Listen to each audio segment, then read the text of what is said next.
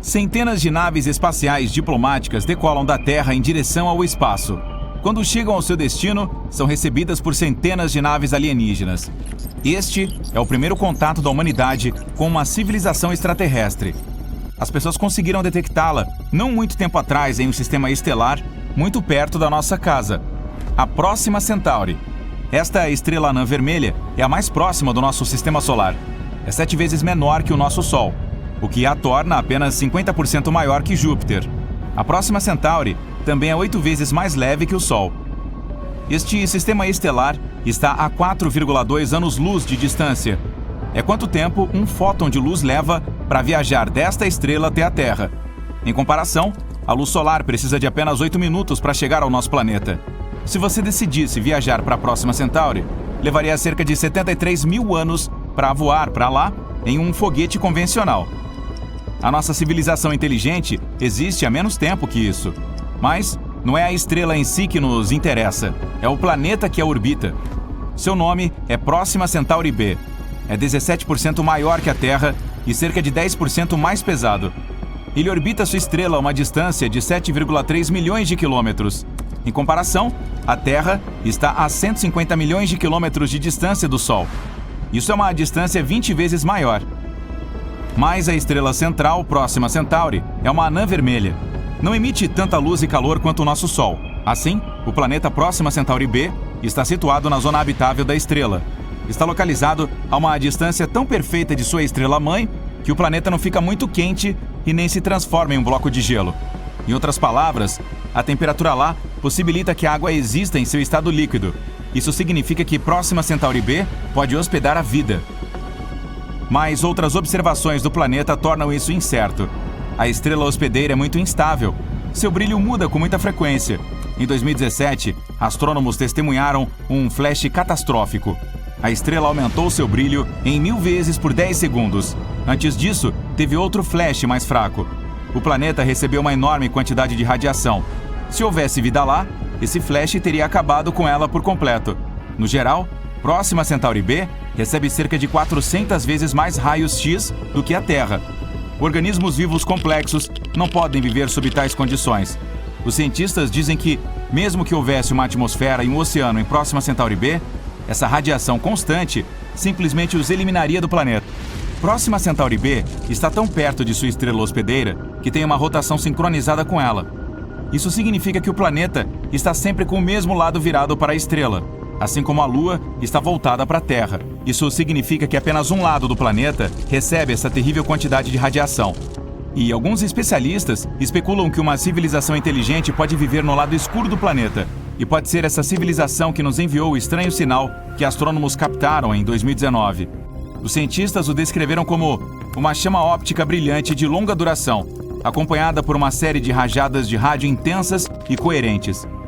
Este sinal de rádio foi observado por 30 dias por um dos radiotelescópios da Terra. Cientistas achavam que o sinal era artificial e poderia ter sido enviado por uma civilização extraterrestre. Presumivelmente, o sinal veio da Próxima Centauri B, ou de uma das luas que podem estar naquele sistema estelar. Mas outras observações não conseguiram detectar o sinal. Agora, a teoria principal afirma que esse sinal de rádio é apenas algum tipo de interferência de alguma tecnologia na Terra. Mas e se fosse realmente enviado por uma civilização que vive no lado escuro de Próxima Centauri B? Bom, podemos descobrir com certeza logo. Está sendo lançado um novo telescópio no espaço. É o Telescópio Espacial James Webb. Está programado para ser lançado no final de 2021. Um foguete auxiliar decolará da Terra e alcançará a órbita. Em seguida, ele levará o telescópio a um ponto específico entre nosso planeta e o Sol, onde suas forças gravitacionais são aproximadamente iguais. Além disso, não há poluição luminosa no espaço, ao contrário da superfície da Terra. Também não há nuvens ou outras condições climáticas que possam interferir no telescópio. O Telescópio Espacial James Webb substituirá o Telescópio Hubble, que opera no espaço desde 1990. O novo telescópio custará 9,8 bilhões de dólares. E aqui está o porquê. Usará um espelho tão largo quanto um ringue de boxe. Isso permitirá que o telescópio viaje muito longe no espaço. Tão longe que a luz de alguns eventos que estão acontecendo lá ainda não chegou na Terra. Isso significa que, literalmente, seremos capazes de olhar para trás no tempo. O telescópio espacial James Webb verá o universo quase imediatamente após o Big Bang. Veremos como nasceram as primeiras estrelas e galáxias e como o universo se transformou no que observamos hoje. Mas também, este telescópio pode ser usado para examinar a próxima Centauri B. Astrônomos procurarão por luz artificial lá, como as luzes LED que temos na Terra. Se a próxima Centauri B realmente hospeda vida no lado escuro, então os moradores locais devem ter aprendido a transferir calor e luz do lado claro do planeta. E eles teriam que usar luz artificial para sustentar a vida do seu lado. O telescópio espacial James Webb é poderoso o suficiente para distinguir as ondas de luz emitidas pela estrela daquelas que podem ser criadas por alguém no lado escuro do planeta. E se detectarmos alguma luz artificial, teremos a primeira confirmação de que uma civilização inteligente pode existir fora do nosso sistema solar. Mas sempre podem haver erros nos cálculos e interpretação de dados. A única maneira de estabelecer a verdade de uma vez por todas é enviar uma sonda espacial para a próxima Centauri. Assim, podemos tirar fotos reais do planeta. O maior problema é a distância. Embora a próxima Centauri seja mais próxima do sistema estelar da Terra, ainda leva dezenas de milhares de anos para chegar lá. Afinal, a sonda espacial Voyager 1 precisou de cerca de 44 anos apenas para deixar o sistema solar. E isso é apenas um pequeno passo em comparação com a distância real até a estrela mais próxima. Portanto, precisamos de outros métodos de viagem. E eles têm que ser muito mais rápidos. Alguns cientistas querem enviar microsondas para a próxima Centauri B. Elas não serão mais pesadas do que uma agulha de costura. Um veículo lançador implantará cerca de 1.000 dessas sondas em órbita. Então, elas desdobrarão uma vela espacial feita de um material ultraleve que usará o poder da luz para criar impulso. Após a vela ser desdobrada, focaremos um poderoso feixe de laser nela. Isso acelerará as ondas para cerca de 20% da velocidade da luz. Este será um recorde de velocidade absoluta para nossos padrões, mas ainda levará cerca de 21 anos para que essas sondas cheguem ao seu destino. E teremos que esperar mais cerca de 4 anos apenas para receber o primeiro sinal delas. O sistema estelar Próxima Centauri não é o único mundo potencial a hospedar vida. E uma das tarefas do telescópio espacial James Webb é procurar outros mundos. Os poderosos instrumentos do telescópio permitirão que ele encontre planetas relativamente frios, onde as temperaturas estão próximas às da Terra. Poderemos estudar em detalhes cerca de 2 dúzias de sistemas estelares próximos e seremos capazes de detectar não apenas os planetas em si, mas também suas luas. Os cientistas esperam um aumento nas descobertas de exoplanetas. Assim que o telescópio entrar em funcionamento em 2022, estaremos constantemente detectando novos mundos e aprendendo mais sobre aqueles já descobertos. O telescópio espacial James Webb também nos permitirá estudar melhor nosso próprio sistema solar. Europa, uma das luas de Júpiter, por exemplo. Os cientistas acreditam que pode haver água lá. Embora a Europa pareça um bloco de gelo, a interação gravitacional da Lua com Júpiter aquece seu núcleo. Isso provavelmente faz o gelo profundamente abaixo da superfície derreter. Portanto, é provável que haja um oceano sob a crosta de gelo. Condições semelhantes poderiam existir em Encélados, a lua de Saturno. Esta lua é geologicamente ativa. Há geysers que explodem das rachaduras na superfície lunar. Os instrumentos infravermelhos do telescópio espacial James Webb poderão explorar Europa e Encélado em busca de bioassinaturas, que são traços da atividade da vida de organismos vivos ou bactérias. Este telescópio está programado para operar por cerca de 6 anos, mas no futuro lançaremos um ainda maior. Chama-se LUVOIR, do inglês Large UV Optical Infrared Surveyor. Seu espelho terá o dobro do tamanho do telescópio espacial James Webb e quase 7 vezes o tamanho do Hubble. O telescópio está programado para ser lançado em 2039.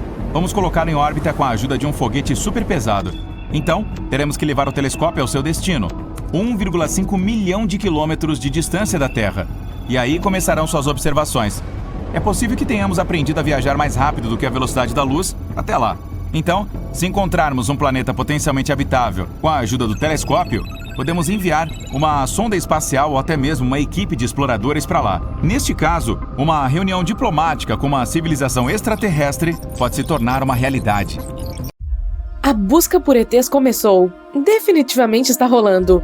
Com o lançamento bem-sucedido do telescópio James Webb, a busca por planetas semelhantes à Terra tornou-se um fascinante tópico de atenção mundial. Além do telescópio James Webb, outras ferramentas estão sendo usadas para encontrar bons candidatos semelhantes à Terra. O satélite TESS e o telescópio Kepler estão na vanguarda da busca por outras terras. Depois de debatermos algumas questões filosóficas pertinentes, analisaremos de perto essas duas pesquisas e o que o telescópio James Webb espera encontrar. Mas por que estamos procurando planetas semelhantes à Terra? Porque podemos. Incríveis avanços na tecnologia de telescópios terrestres permitiram observações ultra-precisas da luz das estrelas, o que levou à descoberta inicial de exoplanetas. À medida que os planetas circundam as estrelas, há uma interação gravitacional entre o planeta e a estrela. Eles se puxam. A atração do planeta sobre a estrela fará com que a luz da estrela balance para frente e para trás, tão levemente quanto o planeta ou planetas que orbitam a estrela. Esse sempre foi o caso, mas a oscilação da luz das estrelas nunca pôde ser detectada, porque a luz delas sempre brilha. A ótica adaptativa dentro de telescópios é o avanço tecnológico que permitiu que os astrônomos encontrassem exoplanetas a partir do brilho da luz estelar. Molas mecânicas na parte inferior dos espelhos do telescópio dobram os espelhos um pouco para neutralizar a distorção, o brilho causado pela luz das estrelas passando pela atmosfera terrestre. Sem o cintilar da luz estelar, a ligeira oscilação causada por planetas que puxam gravitacionalmente as estrelas é observável. Quanto maior a oscilação, mais planetas. É chamado de método astrométrico de detecção de exoplanetas. Que nome, hein? Foi possível supor a existência de vários sistemas estelares e milhares de exoplanetas inteiros ao observar o padrão oscilante da luz das estrelas. Mas os planetas em si não puderam ser observados. De repente, nosso sistema solar não era mais único. Os astrônomos ficaram atônitos com a conclusão inevitável de que provavelmente todas as estrelas tinham planetas. Tornou-se impossível não fazer a pergunta que não quer calar: a Terra é única ou existem outras terras? E qual é o grande problema de encontrar planetas semelhantes à Terra, afinal? Considerando todos os recursos financeiros que os países desenvolvidos estão gastando na busca de planetas semelhantes à Terra, pode-se dizer sem dúvida que é definitivamente algo com custo elevado, incluindo o já lançado telescópio James Webb, que custou 10 bilhões de dólares, o telescópio Kepler Space, que custou 550 milhões de dólares, e o satélite TESS, que custou 200 milhões de dólares. O investimento em encontrar planetas semelhantes à Terra certamente está chamando a atenção. Se você tiver em mente que esses custos são apenas para o equipamento, e que para obter um esboço de toda a magnitude da busca também é preciso incluir os salários de uma equipe de mineradores de dados, analistas com doutorado e pós-graduados ao redor do mundo em universidades, agências espaciais nacionais e instituições privadas, concluiremos que encontrar outra Terra é realmente um empreendimento imenso. E se encontrarmos uma, então a Terra não estará mais sozinha. Não é que possamos realmente ir a qualquer um desses planetas tão cedo. Viagens interestelares exigem alguns avanços em física e tecnologia, e, bem, ainda não chegamos lá. Mas saber que existem planetas por aí na Via Láctea que são como a Terra em todos os aspectos essenciais, como água líquida, oxigênio e habitabilidade, tornará o espaço sideral menos assustador, mais acolhedor, mais emocionante de estudar e explorar. Também pode nos dar mais orgulho em nosso planeta natal e nos tornar terrestres melhores. Em uma missão tripla à procura de outras terras, o telescópio Kepler, o satélite TESS e o telescópio James Webb usam abordagens distintas para encontrar exoplanetas, e a sigla TESS nos diz qual é esse método. O T da sigla em inglês significa trânsito, e essa é a chave para toda a busca de exoplanetas. E significa, você adivinhou, exoplanetas, o alvo da excelente investigação em busca de outra terra. S significa pesquisa, no inglês survey, porque TESS olha para centenas de milhares de estrelas próximas. E o segundo S significa satélite, porque TESS está orbitando a Terra, ao contrário do telescópio espacial James Webb, que orbitará o Sol. Quando um planeta passa na frente de uma estrela, isso é chamado de trânsito. O planeta bloqueará parte da luz proveniente da estrela. Essa diminuição ou escurecimento da estrela pode ser medida. O escurecimento da luz estelar diz muitas coisas sobre o planeta. Sabendo o quão brilhante é a estrela e o quanto a luz da estrela foi escurecida por um trânsito na sua frente, podemos dizer o quão gigante o planeta é ou quão perto ele está. Mas não saberemos qual dos dois. É grande ou está perto, até que a órbita do planeta também seja cronometrada. Isso significa que o nosso satélite TESS deve gravar vídeos de longa duração das estrelas. Vídeos das estrelas! Hollywood vai gostar disso. O satélite TESS não tem um telescópio. Ele usa 4 câmeras CCD para transmitir vídeos ao vivo de longa duração do maior número possível de estrelas, centenas de milhares delas. E por que tantas? Porque para que o trânsito de um planeta seja observado, ele deve passar diretamente entre as câmeras do satélite TESS e a estrela. Se um planeta não estiver no ângulo exato da linha de visão entre a estrela e a câmera do TESS, ele não poderá ser visto, pois não alterará a luz estelar. Trânsitos planetários são raros. Por exemplo, Vênus passa pela visão da Terra sobre o Sol apenas uma vez a cada 2 centenas de anos. No entanto, as câmeras do TESS estão vendo muitos trânsitos planetários entre as centenas de milhares de estrelas, dos quais são necessários streamings de vídeos de longa duração. E você sabe o que isso significa? Isso quer dizer que deve haver centenas ou milhares de vezes mais planetas do que os observados pelo método de trânsito. É, portanto, uma conclusão inevitável que toda estrela tem planetas. Planetas estão por toda parte. E agora... Tan, tan, tan, tan. O telescópio espacial James Webb, com seu espelho gigante de 6,5 metros de largura, está entrando na busca. É uma maravilha tecnológica, uma maravilha do mundo moderno, um milagre da engenharia avançada. As expectativas são muito altas, mas quanto mais alto, maior a queda. E algumas coisas ainda podem dar errado antes que o telescópio espacial James Webb entregue as suas primeiras fotos. Depois que o telescópio espacial Hubble, por exemplo, foi lançado em 1990, uma missão de reparo teve que ser lançada em 1993.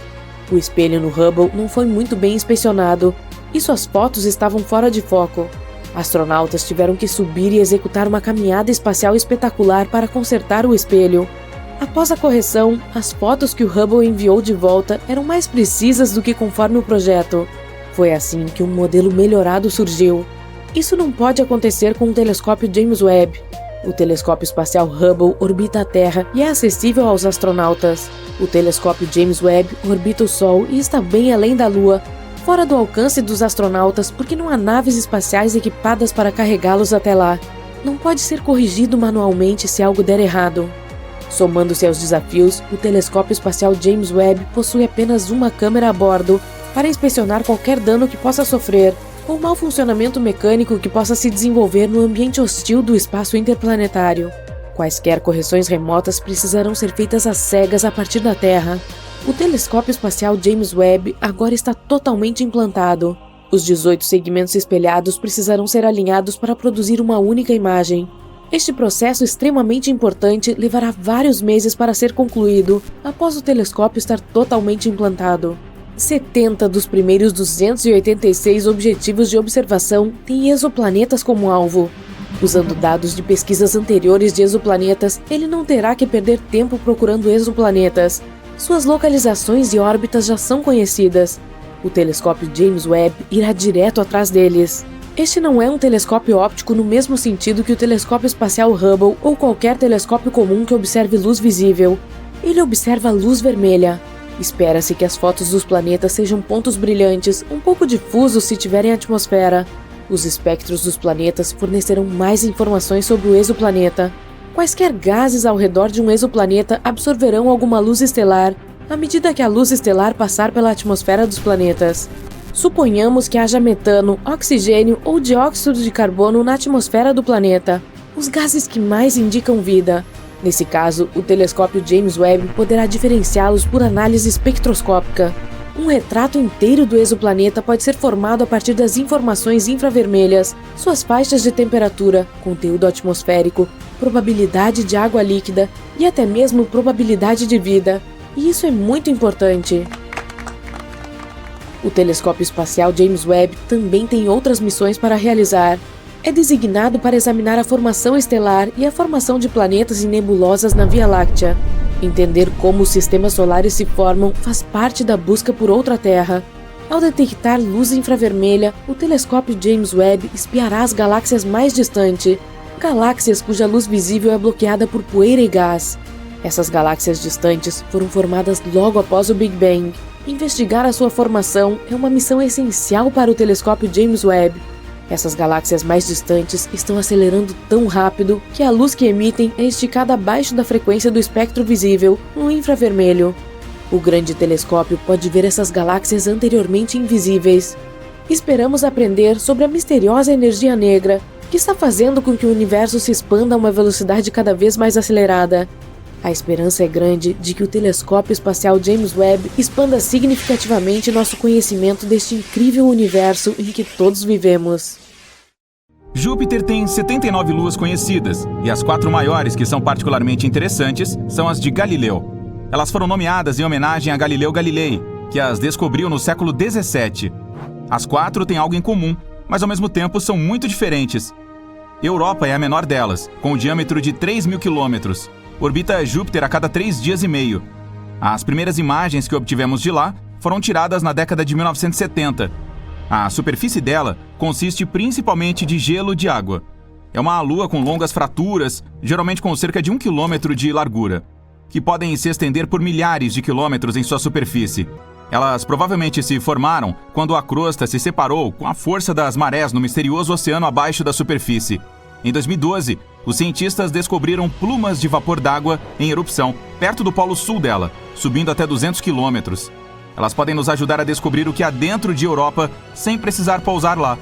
Os pesquisadores acham que pode haver um oceano magnífico escondido de 15 a 25 quilômetros abaixo da superfície sólida, com 65 a 160 quilômetros de profundidade. Mesmo tendo apenas 1/4 do diâmetro da Terra, ela contém o dobro de água de todos os nossos oceanos juntos. Esse oceano é um ambiente potencial para algumas formas de vida, na qual os cientistas acreditam que toda a crosta de gelo está flutuando e provavelmente faz uma rotação completa em torno de Europa, uma vez a cada 12.000 anos. Na imagem que a espaçonave Galileu tirou, você pode ver pequenas manchas marrom escuras, com 10 quilômetros de diâmetro, e que se formaram à medida que o material quente e menos denso chegava à superfície. Ela pode também ter empurrado a crosta ou rompeu tudo junto. A superfície de Europa consiste nos chamados terrenos do caos, que são áreas rugosas rodeadas por uma superfície mais lisa. Seu equador talvez seja coberto por pontas de gelo chamadas penitentes, que podem chegar a 15 metros de altura. Nós temos assim na Terra também, especialmente em áreas secas de grandes altitudes. Mas nenhuma delas é tão grande quanto as de Europa. Nossa Lua tem mais de 5.000 grandes crateras em um diâmetro de mais de 25 quilômetros. A superfície de Europa não tem crateras de impacto e não parece ter mais de 50 milhões de anos. Isso significa que está mudando e se renovando o tempo todo. É uma lua gelada e uma das mais suaves de todos os objetos espaciais sólidos do nosso sistema solar.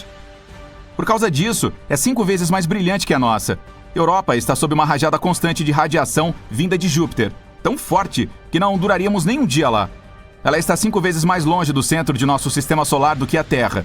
Dessa maneira, quase não recebe calor proveniente do Sol. Por isso, pode permanecer congelada, uma vez que a temperatura média é de menos 160 graus no Equador e de cerca de 220 graus negativos nos polos.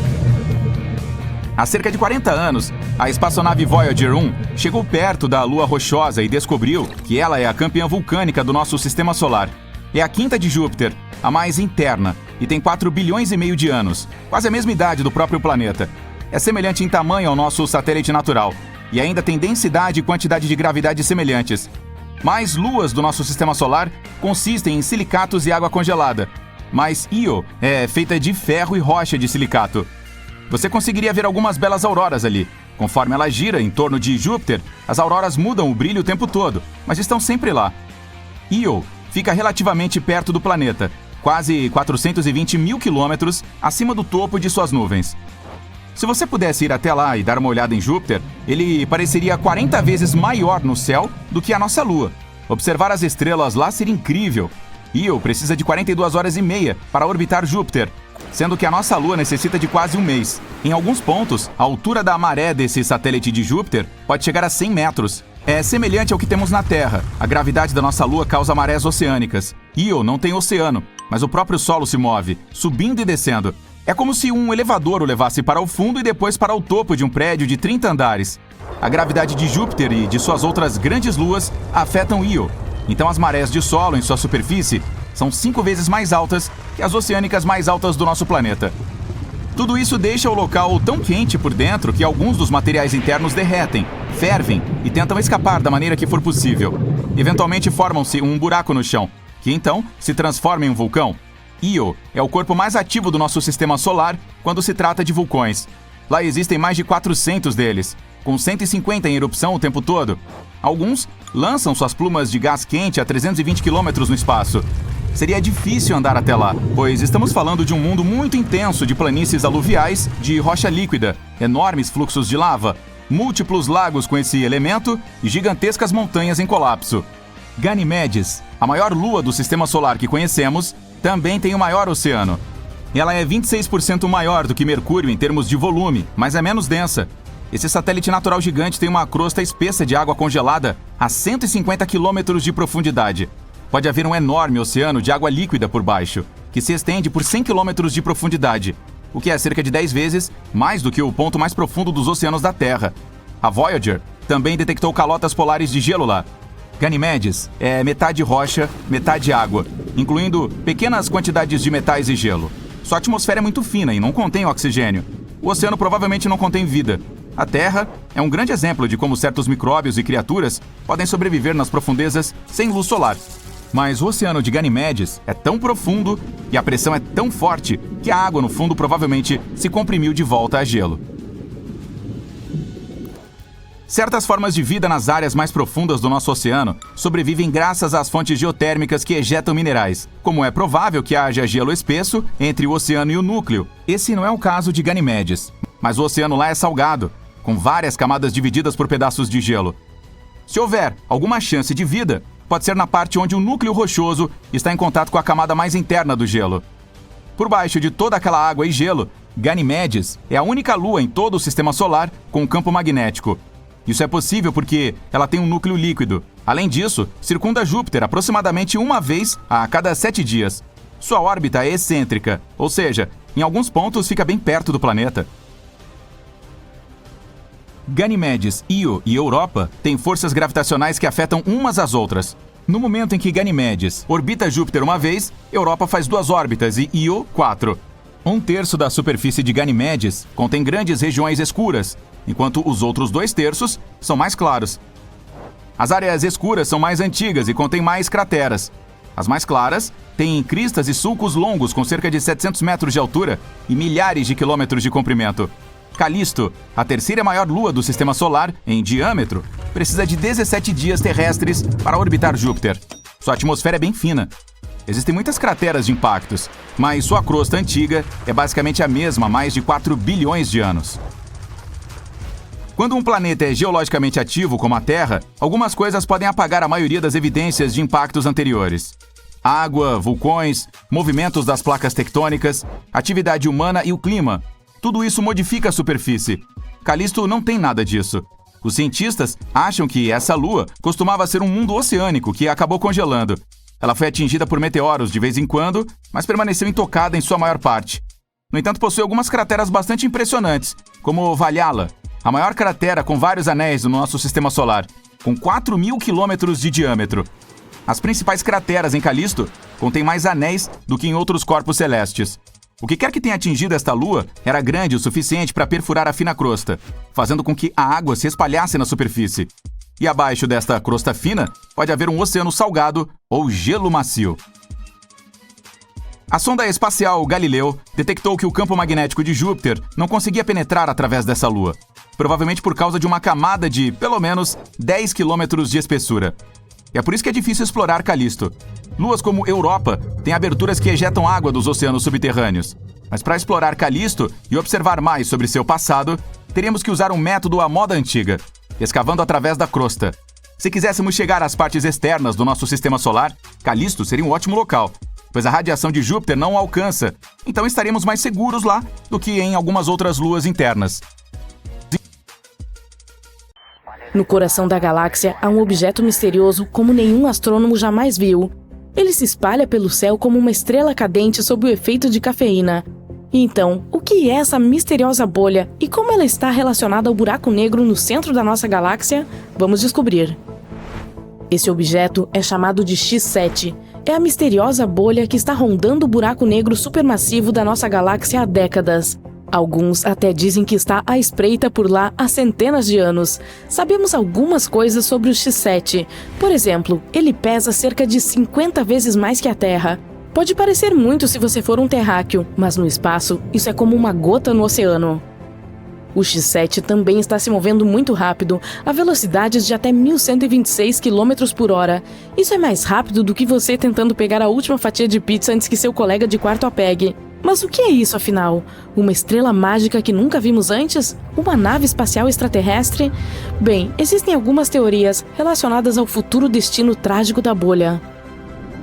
Infelizmente, os dias do X7 estão contados. Atualmente, ele está em uma órbita elíptica de 170 anos em torno do buraco negro supermassivo no centro da Via Láctea. Mas não vai conseguir chegar tão longe. A cada ano, está se aproximando cada vez mais do buraco negro. Em apenas alguns anos, o X7 se tornará espaguetado. Sim, esse é um termo científico real e finalmente será sugado para nunca mais ser visto. Existem buracos negros supermassivos no centro de todas as galáxias, inclusive na nossa própria Via Láctea. Esses buracos negros são tão grandes que distorcem o espaço-tempo, fazendo com que as estrelas próximas orbitem em torno deles a velocidades incríveis. Eles funcionam como aspiradores de pó cósmicos que sugam tudo e qualquer coisa que se aproxime o suficiente. O buraco negro da nossa galáxia é chamado de Sagittarius A-Star. Parece o nome de uma celebridade chique de Hollywood, não é mesmo? Mas esse objeto celeste é muito mais impressionante do que qualquer mero mortal. Ele é cerca de 4 milhões de vezes mais maciço do que o nosso Sol, o que significa que provavelmente poderia comer todo o nosso sistema solar no café da manhã. Mas não se preocupe, esses buracos negros podem parecer realmente assustadores, mas na realidade são pequenos demais para competir com uma galáxia inteira. Eles apenas sugarão algumas das estrelas mais próximas, e isso é tudo. Além disso, o Sagittarius A-Star não parece ter um apetite muito bom. Ele tem estado bastante quieto ultimamente, o que é uma boa notícia para nós. Mas, mesmo que fosse muito ganancioso, ele não representaria nenhuma ameaça para nós. Esse buraco negro está a mais de 26 mil anos-luz de distância. Da Terra, podemos vê-lo na constelação de Sagitário. Em 2022, a Event Horizon Telescope Collaboration divulgou a primeira imagem do Sagittarius A-Star. Foram necessários anos de colaboração e tecnologia para capturar essa imagem impressionante. E esta é a nossa segunda foto de um buraco negro na história. A primeira foi divulgada em 2019 e mostrava o buraco negro supermassivo M87 Star. Sim, ambos têm estrela em seus nomes. Não tente encontrar um sentido nisso. De qualquer forma, você deve se lembrar dessa foto como a primeira imagem de um buraco negro de todos os tempos. Ela se tornou viral na internet, e esse buraco negro, M87 Star, localizado na galáxia Messier 87, é muito mais assustador do que o Sagittarius A-Star. Você achava que 4 milhões de massas solares eram impressionantes? Então que tal 2,5 bilhões de massas solares? O M87 é um verdadeiro monstro. Ele também é conhecido por seus poderosos jatos de plasma, que são tão energéticos que se estendem por milhares de anos-luz a partir do centro do buraco negro. Se o M87 fosse um super-herói, seria o Homem de Ferro com seus feixes de repulsão a todo vapor. Tecnicamente, não é possível tirar uma foto de um buraco negro, pois ele é, bem, super escuro. Nenhuma luz pode escapar do seu alcance, mas o anel laranja brilhante nessa foto mostra a matéria que circunda o Sagittarius A-Star. É o chamado disco de acreção, um disco giratório de gás quente que gira em torno do centro, aquecendo-se a milhões de graus no processo. É como um vórtice de fogo gigante, mas sem escapatória, e a sombra no centro indica o próprio buraco negro. Dentro dessa sombra há um horizonte de eventos. O horizonte de eventos é o limite ao redor do buraco negro, além do qual nada, nem mesmo a luz, pode escapar de sua atração gravitacional. É o ponto de não retorno, onde a força gravitacional é tão forte que nem mesmo o objeto mais rápido do universo, a luz, consegue escapar. Depois de cruzar o horizonte de eventos, você está condenado a cair em direção ao centro do buraco negro, onde as leis da física, como as conhecemos, se desfazem. E esse é exatamente o destino que aguarda nosso infeliz X7. Nesse momento, a bolha pura está sendo esticada e puxada por poderosas forças de maré. A propósito, antes de encontrar sua morte prematura, espera-se que o X7 dê um pequeno show. Sua maior aproximação com o buraco negro, chamado Periastro, está prevista para 2036. E quando ele finalmente for despedaçado pelas forças gravitacionais do Sagittarius A-Star, talvez haja alguns fogos de artifício muito legais para ver. Mas isso não é o mais importante. A parte engraçada é que o futuro fim do X7 pode nos ajudar a finalmente entender o que raios é essa coisa. uma equipe de cientistas tem estudado como uma estranha bolha orbita o buraco negro. Foi então que descobriram que o X7 se esticou até quase o dobro de seu comprimento inicial. E o que isso significa? Bem, isso sugere que o X7 provavelmente é feito de detritos ejetados durante uma recente colisão entre duas estrelas. Sim, você ouviu direito, um acidente de carro espacial.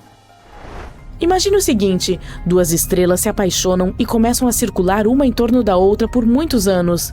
Depois disso, elas finalmente se fundem. Nesse momento, elas ejetam toneladas de gás e poeira. E talvez essa dança cósmica tenha criado nosso bebê bolha X7. É basicamente como as migalhas deixadas na mesa após um gigantesco banquete espacial. Algo como isso é, na verdade, bastante comum, especialmente em torno de buracos negros. É como um para-choque galáctico que envia detritos para todos os lados. Na verdade, o universo está cheio de bolhas misteriosas. Eles são chamados de objetos G. Não são os G-Men do filme Homens de Preto, mas são igualmente misteriosos e evasivos. Esses tipos têm intrigado os astrônomos há mais de 20 anos. Eles se parecem com nuvens de gás, mas se comportam como estrelas.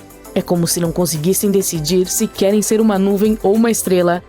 Vamos lá, pessoal, decidam-se! Os objetos G se esticam no ponto mais próximo do buraco negro central, mas saem intactos, como um elástico que se estica, mas não se rompe. Os cientistas acreditam que eles são as estrelas que se fundiram em uma só, e ao fazer isso, também produzem uma enorme nuvem de gás que esconde o resultado da visão. É como quando você está usando um suéter volumoso para que ninguém saiba que você engordou alguns quilos a mais. E então, um estudo publicado em 2021 descobriu que um desses objetos, G2, era na verdade uma nuvem molecular que escondia 3 estrelas bebês. Isso aqui é uma reviravolta na história.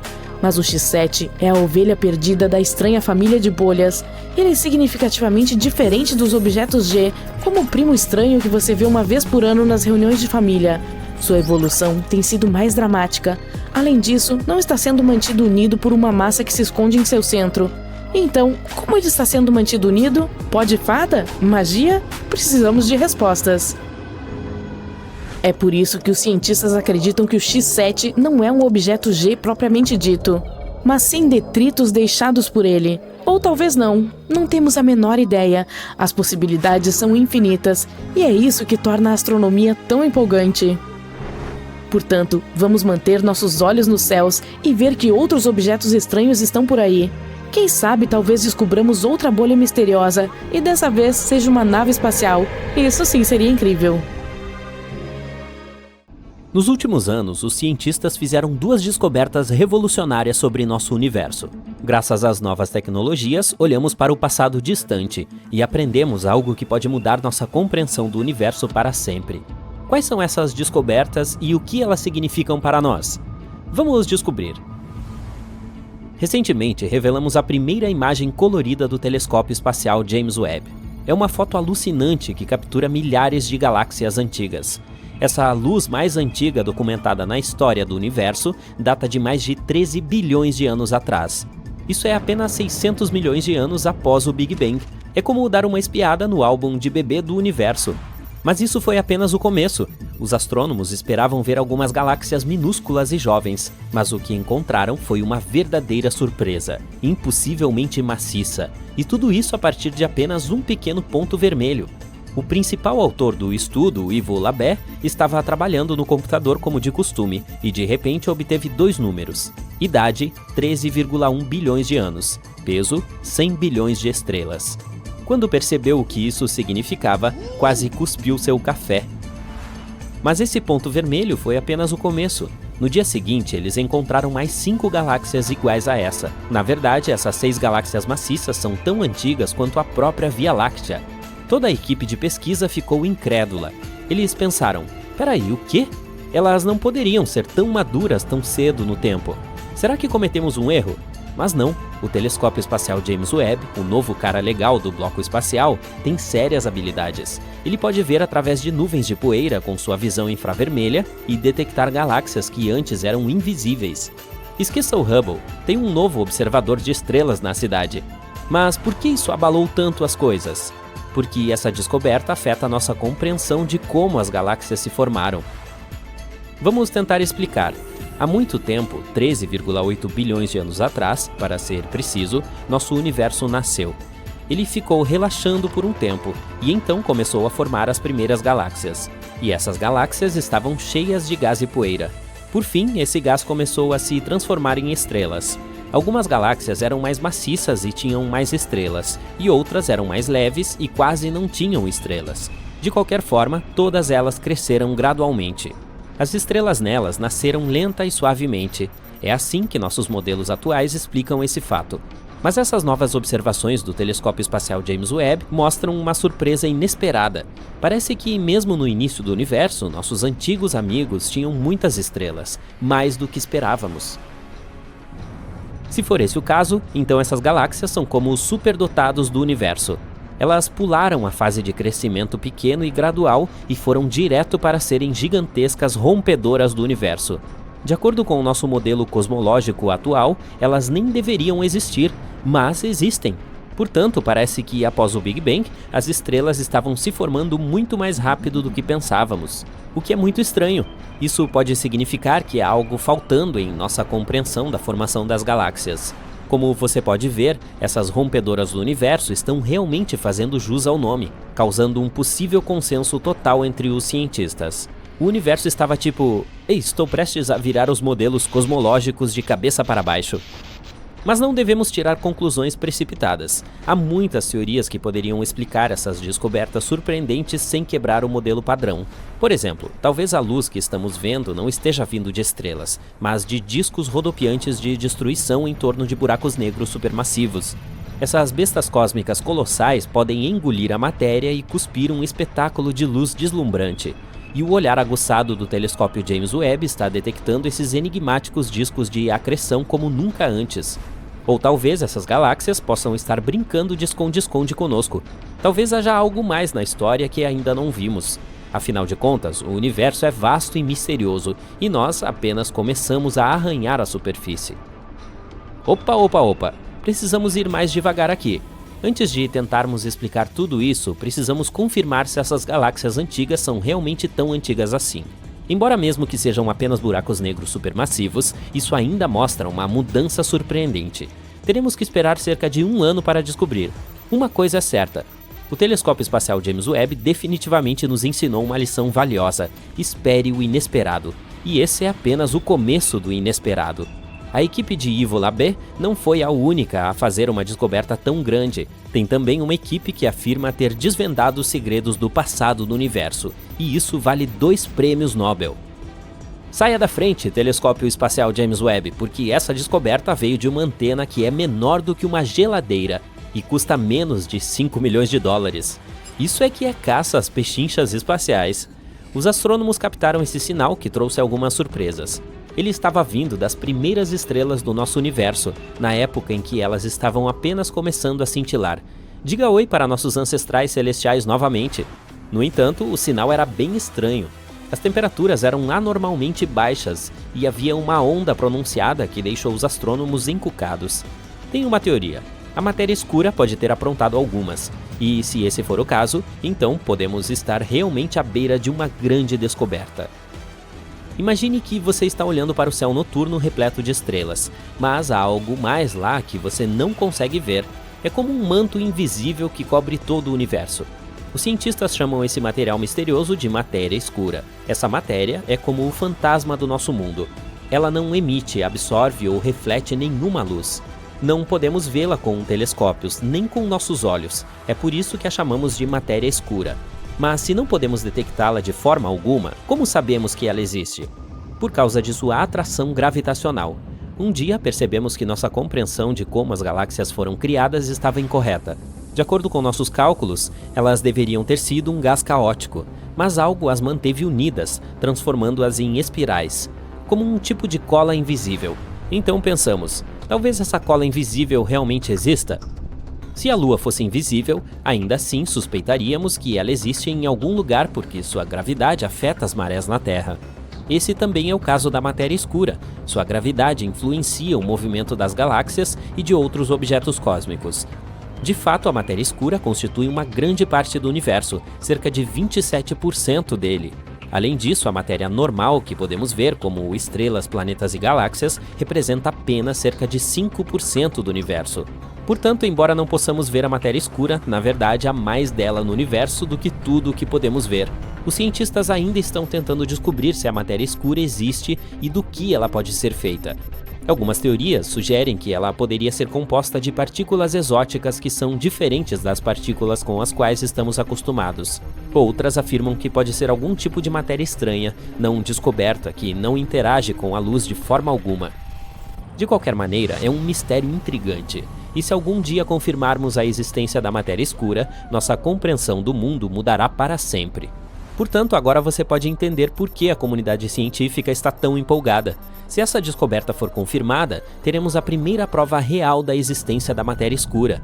Tal descoberta pode ser ainda mais importante do que o próprio Big Bang, porque, como dizem os astrônomos, somos feitos de matéria estelar e, portanto, estamos vislumbrando nossa origem. Mas, é claro, ainda temos que esperar e explorar tudo isso em detalhes. Na ciência, nunca devemos nos apressar em tirar conclusões. E enquanto os cientistas estudam esse material, nós estaremos aqui, na ponta dos nossos assentos, esperando o próximo sucesso de bilheteria espacial. O universo nunca deixa de nos surpreender com suas maravilhas. Quem diria que uma antena tão pequena e humilde poderia revelar tais segredos cósmicos? Isso só mostra que, na vastidão do espaço, até mesmo as menores descobertas podem ter o maior impacto. Continue olhando para cima e quem sabe quais outras surpresas cósmicas estão esperando para serem descobertas. Vamos cortar a Terra ao meio. Você pode ver todas as camadas dela. Aqui está o núcleo. Ele é cerca de 40 vezes mais quente do que o interior do seu forno. Ali está o manto, um oceano de lava quente. Aí vem a crosta, a superfície sólida em que nossa civilização vive. Mas se você olhar para cima, há muitas camadas além da atmosfera e da de ozônio. Os cientistas descobriram recentemente uma estranha bolha aqui, que protege nosso planeta da radiação. E não é o nosso campo magnético.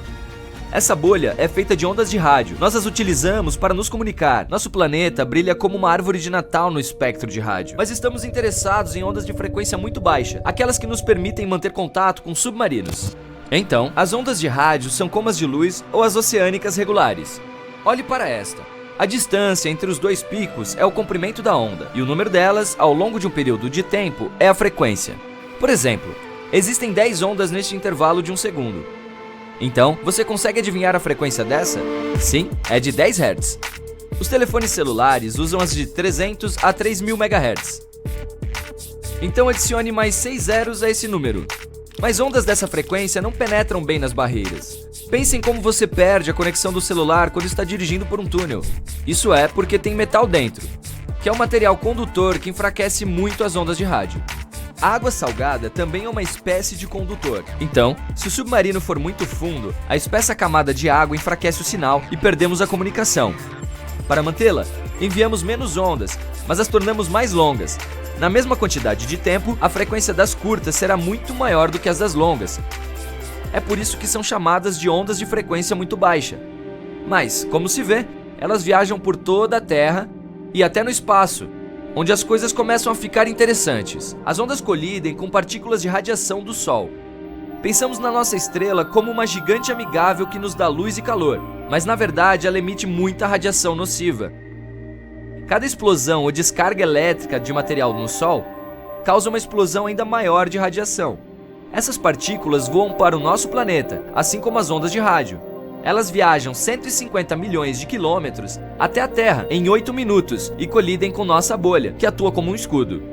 Basicamente, as partículas de radiação solar se acumulam nos cinturões de radiação ao redor da Terra. O campo magnético do nosso planeta as prende, e uma bolha recentemente descoberta de ondas de frequência muito baixa fica logo abaixo desse cinturão de radiação. Isso nos ajuda a repelir algumas das emissões nocivas.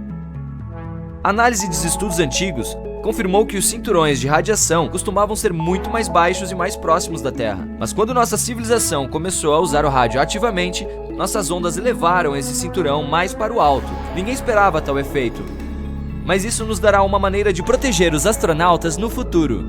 Quando você está na Terra, seu campo magnético mantém protegido da radiação. Você pode vê-lo fisicamente quando partículas de vento solar carregadas fazem as de ar nos polos do nosso planeta brilharem. Isso é uma aurora. Da próxima vez que admirar essa beleza, saiba que na verdade é a Terra o salvando de alguns raios extremamente nocivos. Mas se você estiver fora do campo magnético da Terra, em algum lugar do espaço, tenho más notícias. Nada o protege lá. Este é um grande problema para os astronautas que passam meses na Estação Espacial Internacional. Talvez os cientistas aprendam a criar bolhas protetoras de ondas de frequência muito baixa em torno das estações e naves espaciais. O mesmo vale para outros planetas. Provavelmente vamos colonizar Marte. Não há campo magnético lá, e nada pode nos proteger da radiação. Mas se criarmos uma bolha artificial ali, poderemos reduzir a radiação nociva. Outra bolha invisível que nos protege é a atmosfera. É como um bolo de camadas ou uma cebola. Cada nível da atmosfera tem suas próprias propriedades. A camada mais baixa em que vivemos é a troposfera. Ela contém 80% do peso de todo o ar do planeta. É também o principal local onde vive o vapor de água. E é aqui que a máquina chamada clima funciona. O Sol envia raios de energia para a Terra. Nossa superfície os reflete e aquece o ar na troposfera. Isso faz com que ele se mova e troque de lugar com o ar frio. Assim, todos os ventos, ciclones, tempestades e tornados só acontecem na troposfera até cerca de 12 km de altura. É por isso que os aviões comerciais voam a uma altitude de cerca de 10 km. O vento ou outras más condições meteorológicas dificilmente afetam essa área, e o ar ali não é tão denso quanto na Terra. Voar a 1,5 km acima do nível do mar é como passar por um biscoito. É difícil, mas a uma altitude de 10 km, voar parece se mover através de um leve chantilly. A aeronave quase não sente resistência. Então, é um ganha-ganha. Economiza-se combustível e os passageiros ficam seguros. Algumas desvantagens significativas são que é muito frio e não é possível respirar lá. É frio porque há poucas moléculas de ar para absorver o calor do solo e transferi-lo umas para as outras. Não daria para respirar pela mesma razão. É por isso que os aviões são equipados com máscaras de oxigênio, por precaução. Vamos dar uma olhada aqui. Esta é a estratosfera, ainda menos moléculas de ar no local, onde as sondas meteorológicas voam. Elas são como pequenos balões com computadores usados para prever o tempo. Essa parte da atmosfera também contém a conhecida camada de ozônio, nosso escudo contra a radiação ultravioleta nociva. O ozônio é quase o mesmo que o oxigênio, exceto que há 3 átomos nele. Quando os raios ultravioleta nocivos entram na nossa atmosfera, colidem com a molécula de O3. Então quebram a molécula em O2 e outro átomo de oxigênio. Os próprios raios são convertidos em calor, mas o ozônio se regenera rapidamente. Um único átomo de oxigênio se une ao O2 e a molécula de ozônio está pronta para nos proteger novamente. É o escudo invisível que nos protege da radiação. Isso deu origem a toda a vida na Terra. À medida que nossa civilização se desenvolveu, começamos a emitir gás freon na atmosfera. Costumávamos encher nossas geladeiras antigas com ele. Um único átomo de cloro se desprendia de uma molécula de freon quando estava em contato com o ar. Então, se ligava um único átomo de oxigênio. Agora, o ozônio não consegue se regenerar como antes. Felizmente, proibimos o uso desses gases nocivos e a camada de ozônio começou a se regenerar. Os cientistas esperam que ela se recupere totalmente em meados do século XXI. A estratosfera termina a cerca de 50 km. A próxima camada é a mesosfera, a mais fria de todas. Em média, a temperatura lá gira em torno de menos 95 graus. Isso é 5 vezes mais frio que um freezer. Essa é a camada da atmosfera onde os meteoros que chegam começam a queimar devido ao atrito no ar. Então, eles acabam por queimar completamente. O ar aqui é muito rarefeito para aviões ou balões voarem, mas ainda é muito denso para satélites. Portanto, essa camada da atmosfera não é bem estudada. A próxima camada se estende de 90 km acima do mar a até cerca de 800 km. Isso é um pouco mais do que a distância entre Las Vegas e São Francisco. A linha Kármán fica situada nessa camada da atmosfera. É a fronteira entre o nosso planeta e o espaço. A termosfera é onde todas as nossas naves espaciais e satélites voam. É também o lar da Estação Espacial Internacional. A temperatura sobe extremamente e o ar é cerca de 10 vezes mais quente do que o calor de um forno. E é tudo devido à atividade solar. Mas nunca conseguiríamos sentir esse calor. As moléculas de ar que o carregam aqui são tão pequenas que literalmente flutuaríamos entre elas. Imagine uma piscina gigante com apenas 3 gotas de água. Essa é a termosfera. E a camada mais alta da nossa atmosfera é a exosfera. a mais larga da nossa bolha de ar.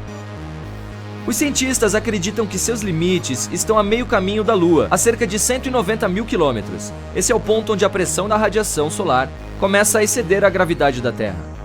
A exosfera ainda faz parte da nossa atmosfera. Isso significa que os astronautas que participaram de várias missões espaciais estiveram na EEI nunca deixaram a nossa atmosfera.